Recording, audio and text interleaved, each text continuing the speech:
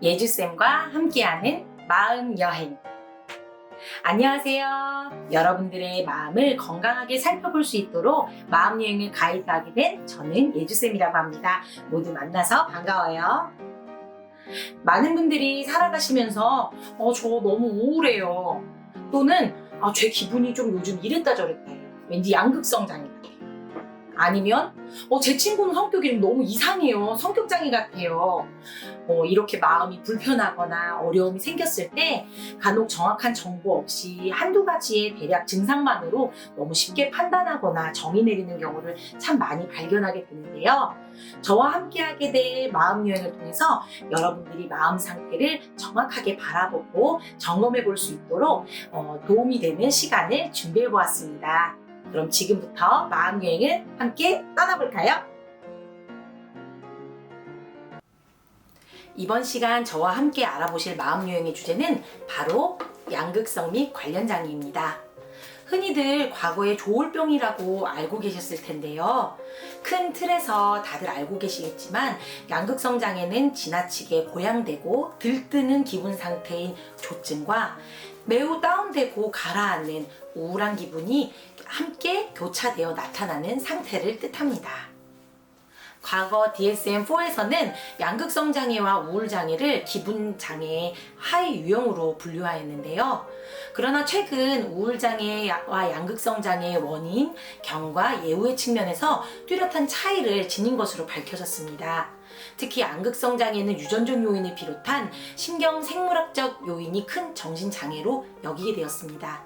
그래서 이런 연구 결과를 반영해서 DSM-5에서는 양극성 장애를 독립된 진단 범주로 분류하여서 양극성 및 관련 장애라는 명칭의 장애 범주를 두었고요.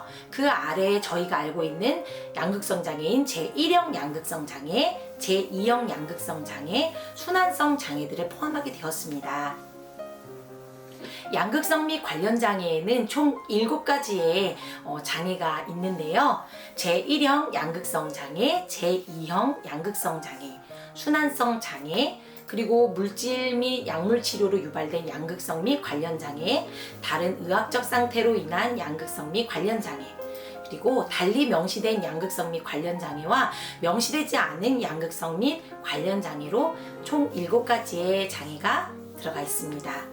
저희는 이번 시간에는 양극성 및 관련 장애의 대표적인 장애군인 제1형 양극성 장애와 제2형 양극성 장애, 그리고 순환성 장애에 대해서 함께 알아보도록 할게요.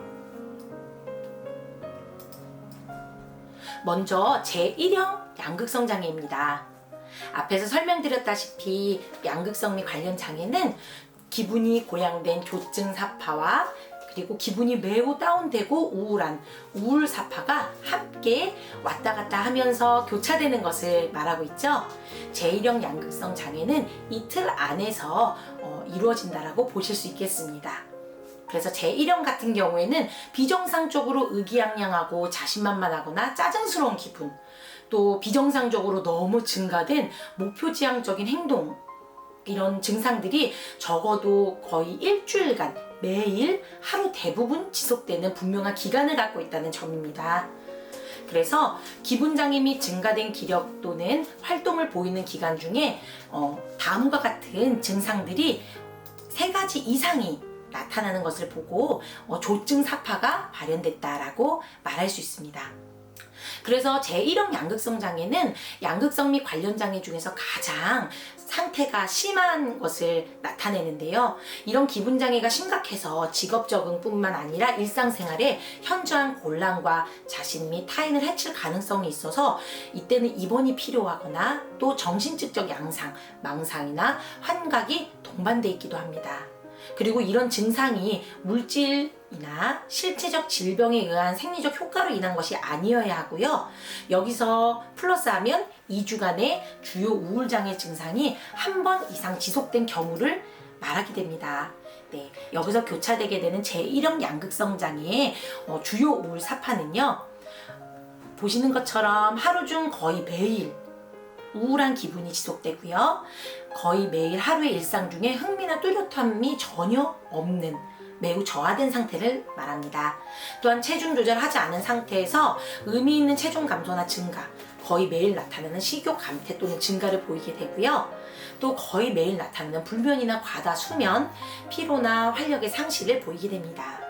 또한 객관적으로 누가 봐도 관찰이 될 정도로 정신 운동이 매우 초조하거나 지연되는 모습을 보이고요. 그리고 거의 매일 무가치함을 과도하게 나타내거나 부적절한 죄책감을 나타나고, 또 거의 매일 나타나는 사고력이나 집중력 감소, 우유부단함, 또 반복적인 죽음에 대한 생각을 나타내는 것을 주요 우울 사파 증상이라고 볼 수 있습니다. 그래서 이 증상들 중에 5가지 이상의 증상이 2주 동안 매번 늘 반복되고 지속되어 있는 것이 바로 주요 우울 사파라고 볼 수 있겠습니다. 그러면 이어서 제2형 양극성 장애에 대해서 설명해 드리려고 하는데요.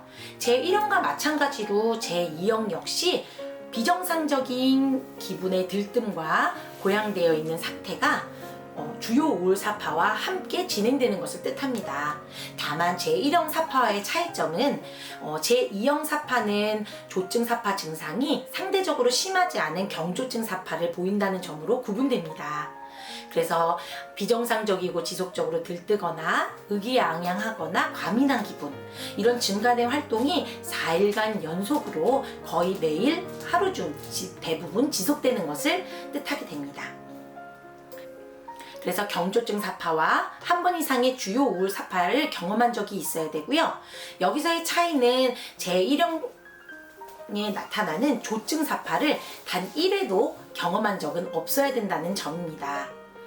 그리고 우울증 증상과 우울증과 경조증의 잦은 순환으로 인해서 사회적 직업적인 또 중요한 기능 영역에서 임상적으로 제2형 양극성 장애도 고통을 갖게 된다는 점입니다. 마지막으로 순환성 장애인데요. 앞에 나왔던 제2형 양극성 장애에서 좀 더 정도가 좀 경해진 상태를 바로 이해하시면 될 것 같습니다. 기분 사파까지는 해당되지 않지만 우울 증상과 그리고 앞에서 설명드렸던 경조증 증상이 번갈아 가면서 2년 이상, 아동과 청소년은 1년 이상 다수의 기간 동안 나타나는 경우를 뜻합니다. 그 대신 순환성 장애일 때는요, 앞에서 나타났던 심각한 조증 상태와 경조증 사파, 그리고 주요 우울 사파를 한 번도 경험한 적은 없어야 합니다. 그래서 2년의 기간 중에 적어도 절반 이상 기간에 우울이나 우울감이나 우울증 또한 경조증 증상이 나타나야 되고요. 아무런 증상이 없는 기간은 2개월 이내여야 한다는 점입니다. 그래서 주기적인 우울과 경조증 증상으로 인해 좀 고양된 것으로 보이긴 하지만 사회적 직업적으로 무기력해질 정도는 아니라는 점이죠. 그렇지만 2년이라는 긴 시간 동안 우울 증상과 경조증 증상을 계속 번갈아 가면서 경험을 하고 있거나 느끼고 있다면 그 자체만으로도 굉장히 불편할 수 있을 거라고 생각되어집니다. 그럼 양극성 장애나 순환성 장애 증상이 보일 때 어떻게 하면 좋을까요? 네, 먼저 첫 번째로는 입원 치료와 약물 치료를 우선적으로 고려해야 된다는 점입니다.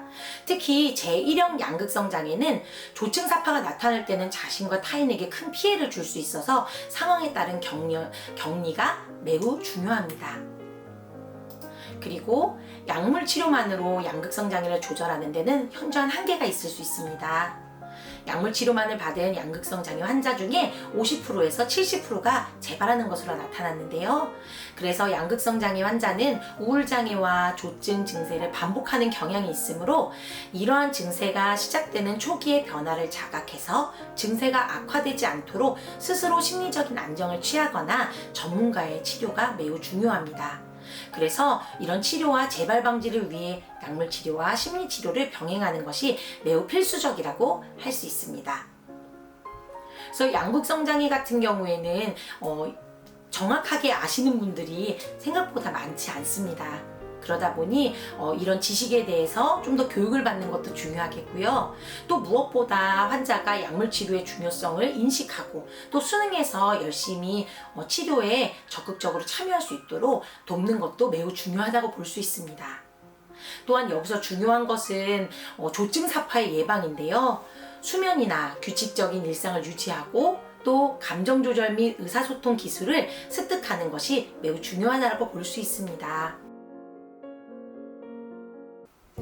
네, 이렇게 해서 양극성 및 관련 장애의 주요 장애군인 제1형 양극성 장애, 제2형 양극성 장애, 그리고 순환성 장애에 대해서 오늘은 저와 함께 마음여행 해보셨는데요. 어떠셨나요? 네, 갑자기 기분이 다운되고 기분이 업이 돼서 나는 그냥 양극성 장애가 아닌가? 막연하게 생각하셨던 분들은 이번 영상을 통해서 내가 그 정도까지는 아니구나 이렇게 느끼셨던 분들도 꽤 많으실 것 같아요. 네, 저희들이 살면서 우울한 경험도 당연히 올 수 있고 또 기분이 좋을 때는 고양된 것도 충분히 올 수는 있습니다. 다만 중요한 것은 이런 증상들이 조금씩 반복되면서 내 삶에서 직접적으로 손상과 고통을 초래하는지의 여부가 굉장히 중요한 핵심 내용이라고 볼 수 있습니다. 그래서 여러분들께서 가끔 기분이 다운되거나 아니면 가끔 기분이 너무 업될 때 그때 너무 걱정하시기보다는 우선은 그 기분이 적절하게 잘 발현될 수 있도록 충분히 즐겨주시고 또 전환해 주시는 것도 중요할 것 같아요. 오늘 함께 예주쌤과 함께한 마음여행 어떠셨나요? 네, 저는 그러면 다음번에 다시 새로운 주제로 마음여행을 떠날 준비를 하고 다시 여러분들을 만나도록 하겠습니다. 예주쌤과 함께하는 마음여행 감사합니다.